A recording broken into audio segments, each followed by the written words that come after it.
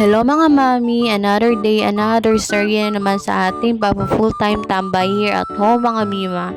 So for this morning mga mima is umuwi nga yung kapatid ko from her work mga mima. So expected na talaga yan mga mina, magdadala siya ng mga tinapay.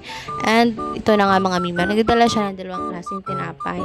So hindi talaga niya malilimutan kasi favorite bake shop ng parents ko yung si Julie's. Ano pa talaga ang meron kay Julie's mga mima? Favorite na favorite talaga nila yan mga mi.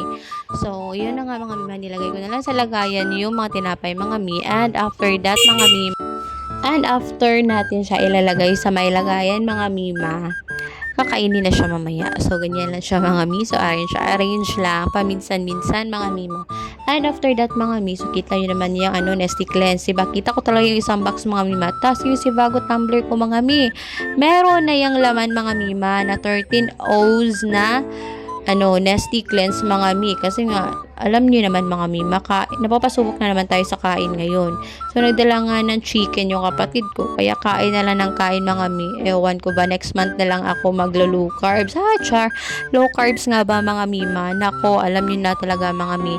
Maglo-low carbs na nga tayo. Pero kakain pa naman tayo ng mga matatamis. Kaya go and good luck mga mima.